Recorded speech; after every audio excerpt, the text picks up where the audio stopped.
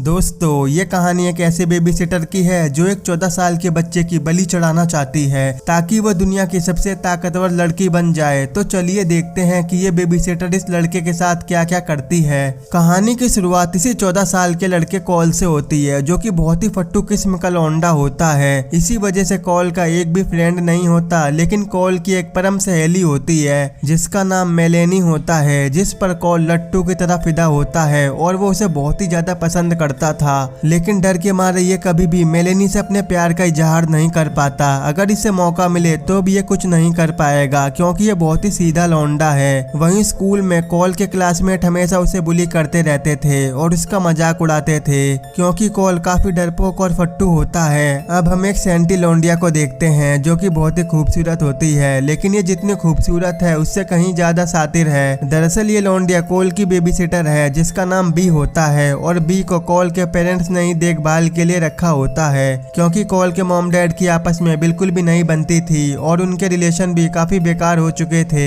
इसी वजह से वो वेकेशन पर जाते थे ताकि उनका रिलेशन पहले की तरह हो जाए। इसी वजह से उन्होंने कॉल के लिए बी को हायर किया था।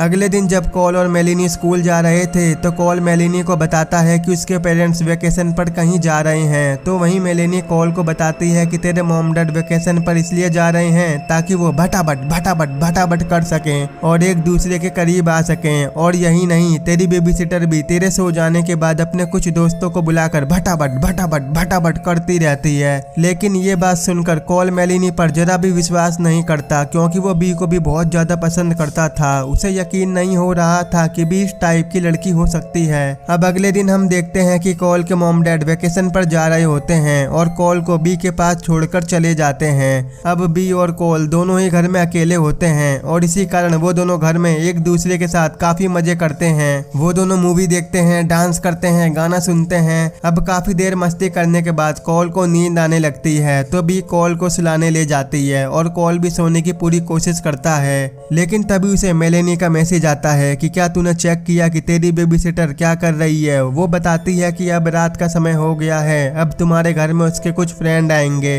और बी उनके साथ भटाभट करेगी। तुम्हें जल्दी से जाकर उनको देखना चाहिए। और तभी कॉल को घर के नीचे से कुछ आवाज सुनाई देती है जिससे वो समझ जाता है कि बी के फ्रेंड घर पर आ चुके हैं। कॉल ये बात मेलिनी को भी बताता है और फिर वो उन सभी को चेक करने बाहर जाता है। तभी वो देखता है कि बी के साथ बहुत सारे लोग इकट्ठा होकर ट्रूथ एंड डेयर वाला गेम खेल रहे थे। वहीं बोतल घूमती जा रही थी और सब लोग अपनी बारी आने का वेट कर रहे थे। और तभी अचानक से बोतल बी के सामने रुक जाती है तो उसे सभी दोस्तों के द्वारा एक टास्क दिया जाता है जिसमें उसे वहां पर मौजूद सभी लड़कों को किस करना होगा। इसलिए वो एक एक करके सभी दोस्तों को किस करने लगती है। लेकिन जैसे ही सैमुअल नाम के एक बंदे की बारी आती है तो भी अपने पास रखे हुए एक चाकू से उसके सर में मार देती है जिससे वो तुरंत मर जाता है। इसके बाद वहां पर मौजूद सभी लोग सैमुअल की बॉडी से निकल रहे खून को एक कटोरी में इकट्ठा करने लगते हैं। दरअसल बी और उसके दोस्त सैमुअल को फंसाकर यहाँ पर लाए थे ताकि वो लोग शैतान को उसकी बलि चढ़ा सकें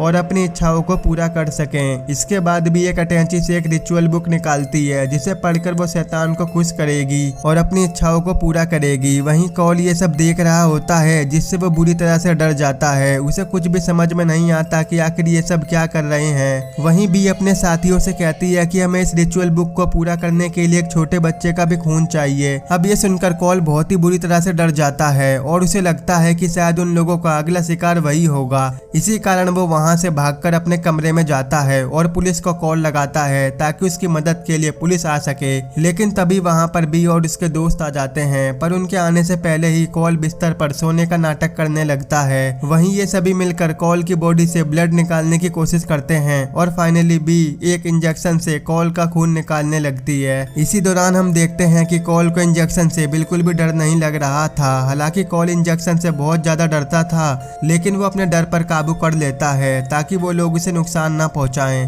अब कॉल का खून निकालने के बाद वो सभी वहां से जाने लगते हैं। लेकिन तभी बी देखती है कि कॉल के कमरे की खिड़कियां खुली हुई थीं, जिससे उसे शक होता है कि शायद कॉल को उनके बारे में सब कुछ पता चल गया है। लेकिन फिर भी वो वहां से चली जाती है। बी के जाने के बाद कॉल कपड़ों की एक रस्सी बनाने लगता है जिससे वो नीचे उतरने की कोशिश करता है। लेकिन तभी वहां पर बी आ जाती है जो उसे ये सब करते हुए देख लेती है। तभी कॉल बेहोश होने लगता है क्योंकि उसकी बॉडी से खून निकाला गया था, जिस कारण कमजोरी से वो बेहोश हो जाता है। है। जब उसे होश आता है तो वो अपने आप को एक चेयर से बंधा हुआ पाता है, जहाँ पर सारे लोग उसके सामने खड़े होते हैं। ऐसा लग रहा था कि मानो वो सभी कॉल को खत्म करने ही वाले हों। बी कॉल से पूछती है कि वो अभी तक क्यों जाग रहा था, तो कॉल उसे बताता है कि उसे नींद नहीं आ रही थी, इसी वजह से वो जाग रहा था। तभी बी उसे बताती है कि हम लोग तुम्हारी बलि चढ़ाने वाले हैं और इससे हमारी हर एक विश पूरी होगी जो हम चाहते हैं। अब ये सब सुनकर कॉल बुरी तरह से डर जाता है, लेकिन तभी वहाँ पर पुलिस आ जाती है। वो सभी लोगों को सरेंडर करने को कहती है, लेकिन वहाँ पर मौजूद बी के सारे दोस्त एक एक करके उन पुलिस वालों को बड़ी बेरहमी से मार देते हैं। और इसी गोलीबाजी के चक्कर में एक पुलिस वाले के गन की गोली एक एलिस नाम की लड़की के सीने में लग जाती है, जिससे वो पूरी तरीके से घायल हो जाती है। और इसी बात का फायदा उठाकर कॉल अपने आप को चेयर से छुड़ा लेता है और वहाँ से भागने लगता है। भागते हुए वो एक रूम की तरफ जाता है, पर वहीं पर एक जॉन नाम का लौंडा कॉल का पीछा करने लगता है। उसी दौरान जब जॉन कॉल के पास आता है तो कॉल उसे सीढ़ियों से धक्का दे देता है,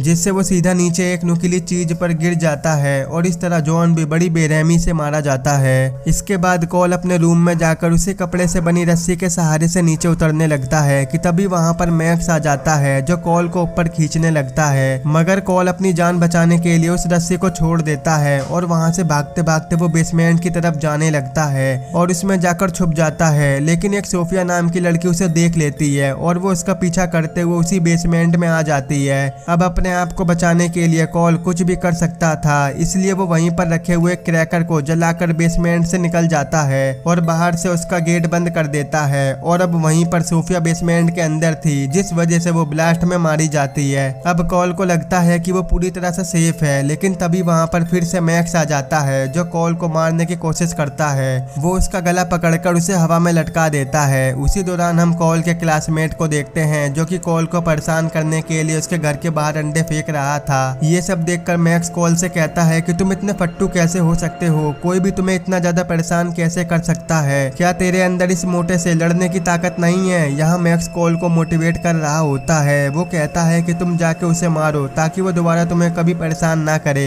वहीं मैक्स कॉल से कहता है कि अगर तुमने उस मोटे को मार दिया तो मैं तुम्हें नहीं मारूंगा और मैं तुम्हें छोड़ दूंगा। इसके बाद कॉल अपने क्लासमेट के पास जाता है और उसे बड़ी तेज आवाज में धमकाने लगता है, लेकिन इस मोटे को कोई फर्क नहीं पड़ता, बल्कि वो हंसता और है और वो मोटा कॉल को एक घुसंड में नीचे गिरा देता है और फिर वो वहां से चला जाता है। वहीं कॉल का ये एटीट्यूड देखकर मैक्स उसका दीवाना हो जाता है, लेकिन वो अभी भी कॉल की जान के पीछे पड़ा हुआ था, इसलिए वो कॉल को मारने के लिए एक बार फिर से उसके पीछे पड़ जाता है। कॉल भागते हुए घर के बाहर बने हुए एक ट्री हाउस के ऊपर चढ़ जाता है, लेकिन मैक्स भी उस ट्री हाउस के ऊपर चढ़ जाता है। तभी कॉल पेड़ से बंधी हुई एक रस्सी को पकड़ लेता है और दूसरी रस्सी का हिस्सा मैक्स के गले में फंस जाता है और इस तरह से कॉल एक बार फिर से बच जाता है। कॉल भागते भागते सीधा मेलेनी के घर जाता है और उसे सारी बात बताने लगता है कि बी और उसके दोस्तों ने आखिर उसके साथ क्या किया और उसके घर में इन लोगों ने किस तरह के रिचुअल को कंडक्ट करने की कोशिश की, जिसमें वो लोग इंसानों की बलि देकर अपनी इच्छाओं को पूरा करना चाहते हैं। अब थोड़ी देर बाद बी कॉल को ढूंढते हुए मेलेनी के घर आ जाती है। वहीं कॉल और मेलेनी बी से बचने के लिए छुप जाते हैं और इसी बात का फायदा उठाकर कॉल मेलेनी को प्रपोज कर देता है। वो उसे बताता है कि वो उसे बहुत ज्यादा प्यार करता है। इसके बाद वो दोनों अपनी जान बचाने के लिए घर से बाहर आ जाते हैं। वहीं कॉल भागकर अपने घर में चला जाता है। घर पहुंचने पर उसे वही बुक मिलती है जो कि बी उस रिचुअल को करने के लिए वहां पर लेकर आई थी। वहीं पर कॉल को एलिस की डेड बॉडी भी दिखाई देती है, लेकिन तभी एलिस अचानक से उड़ जाती है और कॉल को मारने की कोशिश करती है। अब कॉल अपने आप को बचाने के लिए किचन में चाकू ढूंढने लगता है, लेकिन तभी एलिस वहां पर चाकू लेकर आ जाती है और कॉल को जान से मारने की पूरी कोशिश करती है कि तभी वहां पर बी आ जाती है, जो अपनी शॉर्ट गन से एलिस की खोपड़ी के चिथड़े उड़ा देती है। अब बी कॉल को मारने के लिए आगे बढ़ती है, लेकिन कॉल पास ही में रखी हुई उस रिचुअल बुक को जलाने की धमकी देने लगता है और वो कहता है कि अगर तुम मेरे जरा भी करीब आई तो मैं तुम्हारी शैतानी किताब जला के राख कर दूंगा, जिससे तुम अपनी विश को कभी भी पूरा नहीं कर पाओगी। उसी दौरान कॉल बी से पूछता है कि तुमने ऐसा क्यों किया, तो बी उसे बताती है कि हम लोगों ने इस रिचुअल को करने का मन बना लिया था और इसके लिए हमें एक बलि चाहिए थी, जो हमें सैमुअल नाम के एक आदमी से मिल चुकी थी। लेकिन इस रिचुअल को पूरा करने के लिए हमें किसी टीनेज बच्चे का खून चाहिए था, जो कि हमें तुमसे मिलता और हमने ले भी लिया था। इसके बाद हम तुम दोनों का खून लेकर इस शैतानी किताब पर छिड़कते, जिससे बुक के अंदर का शैतान हम लोगों की इच्छाओं को पूरी करता, जिससे हम दुनिया के सबसे ताकतवर इंसान बन जाते। अब ये सब सुनकर कॉल को बी के ऊपर बहुत ज्यादा गुस्सा आता है तो वो शैतानी बुक को जलाकर राख कर देता है और वहाँ से भाग जाता है। वहीं बी उस किताब की आग को बुझाने की कोशिश करती है। कॉल घर के बाहर आकर बाहर खड़ी हुई कार में बैठकर उसे स्टार्ट करके आगे बढ़ता है और उसे घर के अंदर घुसेड़ देता है, जिससे बी कार के नीचे आ जाती है और वो भी वहीं पर मारी जाती है। अब ये सब देखकर कॉल को बहुत बुरा लगता है, क्योंकि कहीं ना कहीं वो बी को काफी पसंद करता था। इसके बाद वहाँ पर पुलिस, एम्बुलेंस और कॉल के मॉम डैड भी आ जाते हैं, जो कॉल को देखकर बहुत खुश होते हैं, क्योंकि वो इन सब चीजों से बचकर उनके सामने जिंदा खड़ा था। वहीं कुछ पुलिस वाले बी की डेड बॉडी के पास जाते हैं, लेकिन उन्हें कार के नीचे कोई डेड बॉडी नहीं मिलती। और इसी मिस्ट्री के साथ ये मूवी यहीं पर खत्म हो जाती है। तो कैसी लगी आपको ये मूवी, कमेंट करके जरूर बताना। इस मूवी का सेकंड पार्ट भी है, अगर आपको देखना है तो आप कमेंट करके बताना, मैं उसे भी एक्सप्लेन कर दूंगा। आई होप अगर आपको मेरा एक्सप्लेन पसंद आया हो तो आज ही हमारे चैनल को सब्सक्राइब, वीडियो को लाइक और शेयर जरूर कर देना। अगर आपको ये मूवी देखनी है तो आप हमारे टेलीग्राम के चैनल से देख सकते हो।